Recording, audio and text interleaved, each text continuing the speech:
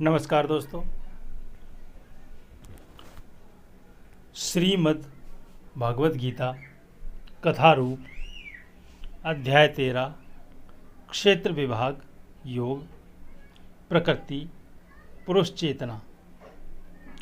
अर्जुन ने कहा, हे कृष्ण, मैं प्रकृति एवं पुरुष, भोक्ता, क्षेत्र एवं क्षेत्रज्ञ तथा ज्ञान एवं ज्ञेय के विषय में जानने का इच्छुक हूँ।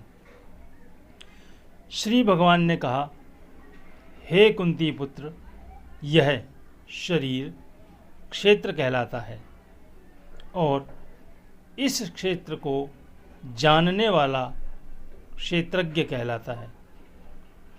हे भरतवंशी, तुम्हें ज्ञात होना चाहिए कि मैं भी समस्त शरीरों में ज्ञाता भी हूँ और इस शरीर तथा इसके ज्ञाता को जान लेना ज्ञान कहलाता है।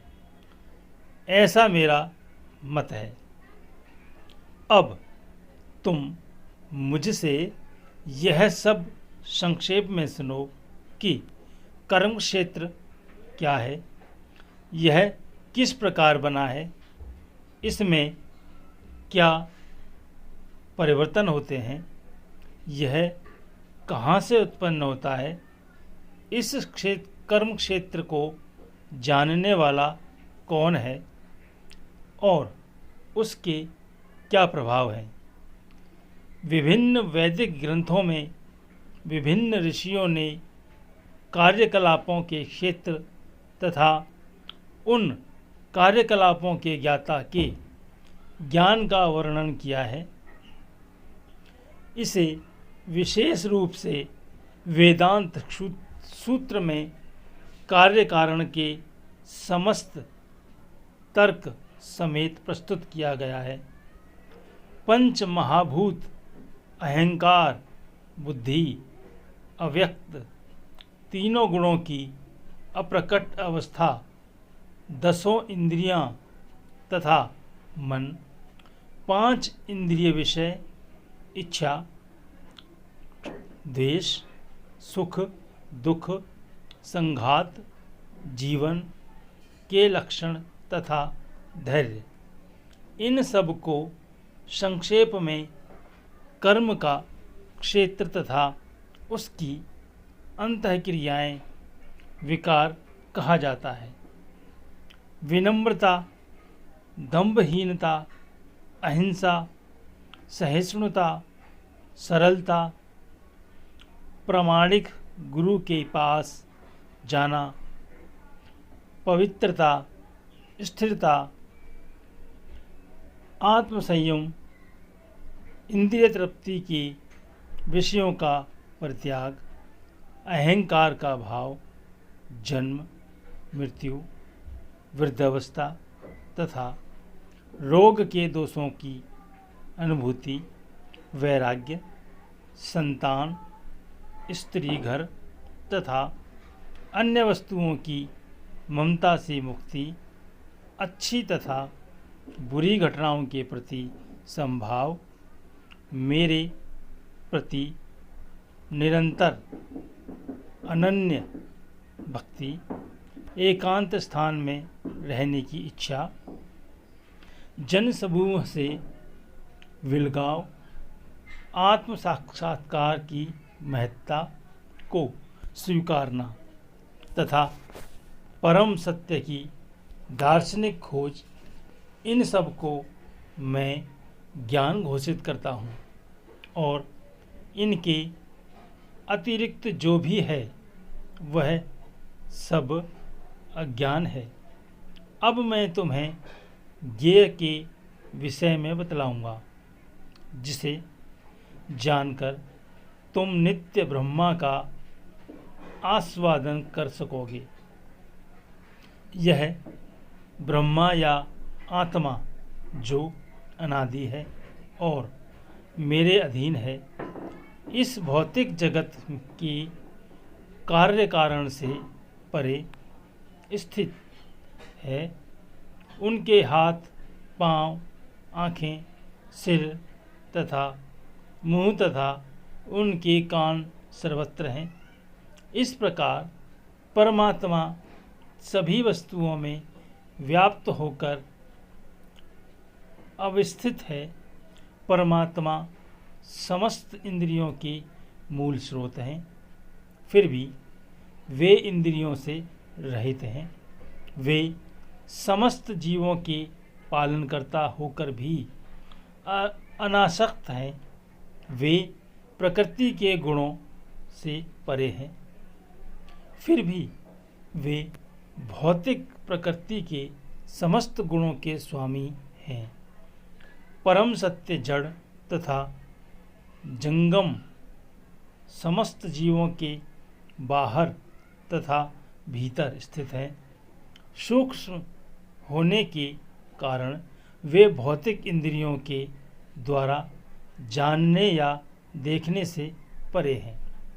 यद्यपि वे अत्यंत दूर रहते हैं, किंतु हम सबों के निकट भी हैं।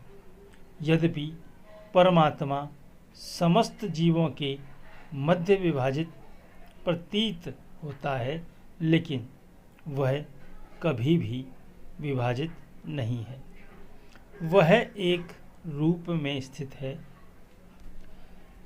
यद्यपि वह प्रत्येक जीव का पालन करता है, लेकिन यह समझना चाहिए कि वह सबों का संहार करता है और सबों को जन्म देता है। वे समस्त प्रकाशमान वस्तुओं के प्रकाश स्रोत हैं। वे भौतिक अंधकार से परे हैं और अगोचर हैं। वे ज्ञान हैं, ज्ञेय हैं और ज्ञान के लक्ष्य हैं। वे सबके हृदय में स्थित हैं। इस प्रकार मैंने कर्म क्षेत्र, शरीर, ज्ञान तथा ज्ञेय का संक्षेप में वर्णन किया है। इसे केवल मेरे भक्त ही पूरी तरह समझ सकते हैं और इस तरह मेरे स्वभाव को प्राप्त होते हैं। प्रकृति तथा जीवों को अनादि समझना चाहिए। उनके विकार तथा गुण प्रकृतिजन्य हैं। प्रकृति समस्त भौतिक कारणों तथा कार्यों, परिणामों की हेतु कही जाती है और जीव पुरुष इस संसार में विविध सुख दुख के भोग का कारण कहलाता है। इस प्रकार जीव प्रकृति के तीनों गुणों का भोग करता हुआ प्रकृति में ही जीवित जीवन बिताता है। यह उस प्रकृति के साथ उसकी संगति के कारण है। इस तरह उसे उत्तम तथा उधम योनियां मिलती जा रहती हैं। तो भी इस शरीर में एक अन्य दिव्य भोक्ता है जो ईश्वर है, परम स्वामी है और साक्षी तथा अनुमति देने वाले के रूप में विद्यमान है और जो परमात्मा कहलाता है। जो व्यक्ति पुरुष प्रकृति, जीव तथा प्रकृति के गुणों की अंतःक्रिया से संबंधित इस विचारधारा को समझ लेता है, उसे मुक्ति की प्राप्ति सुनिश्चित है। उसकी वर्तमान स्थिति चाहे जैसी हो, यहाँ पर उसका पुनर्जन्म नहीं होगा। कुछ लोग परमात्मा को ध्यान के द्वारा अपने भीतर देखते हैं, तो दूसरे लोग ज्ञान के अनुशीलन द्वारा और कुछ ऐसे हैं जो निष्काम कर्मयोग द्वारा देखते हैं। ऐसे भी लोग हैं जो यद्यपि आध्यात्मिक ज्ञान से अवगत नहीं होते, पर अन्यों से परम पुरुष के विषय में सुनकर उनकी पूजा करने लगते हैं। ये लोग भी प्रामाणिक पुरुषों से श्रवण करने की मनोवृत्ति होने के कारण जन्म तथा मृत्यु के पथ को पार कर जाते हैं। हे भरतवंशियों में श्रेष्ठ, यह जान लो कि चर तथा अचर जो भी तुम्हें अस्तित्व में दिख रहा है, वह कर्म क्षेत्र तथा क्षेत्र के ज्ञाता का संयोग मात्र है। जो परमात्मा को समस्त शरीरों में आत्मा के साथ देखता है और जो यह समझता है कि इस नश्वर शरीर के भीतर न तो आत्मा है न ही परमात्मा कभी भी विनष्ट होता है, वही वास्तव में देखता है। जो व्यक्ति परमात्मा को सर्वत्र तथा प्रत्येक जीव में समान रूप से वर्तमान देखता है, वह अपने मन के द्वारा अपने आप को भ्रष्ट नहीं करता। इस प्रकार वह दिव्य गंतव्यों को प्राप्त करता है। जो यह देखता है कि सारे कार्य शरीर द्वारा संपन्न किए जाते हैं, जिसकी उत्पत्ति प्रकृति से हुई है, और जो देखता है कि आत्मा कुछ भी नहीं करता, वही यथार्थ में देखता है। जब विवेकवान व्यक्ति विभिन्न भौतिक शरीरों के कारण विभिन्न स्वरूपों को देखना बंद कर देता है और यह देखता है कि किस प्रकार से जीव सर्वत्र फैले हुए हैं, तो वह ब्रह्मा बोध को प्राप्त होता है। शाश्वत दृष्टि संपन्न लोग यह देख सकते हैं कि अविनाशी आत्मा दिव्य, शाश्वत तथा गुणों से अतीत है। हे अर्जुन, भौतिक शरीर के साथ संपन्न होते हुए भी आत्मा न तो कुछ करता है और न लिप्त होता है।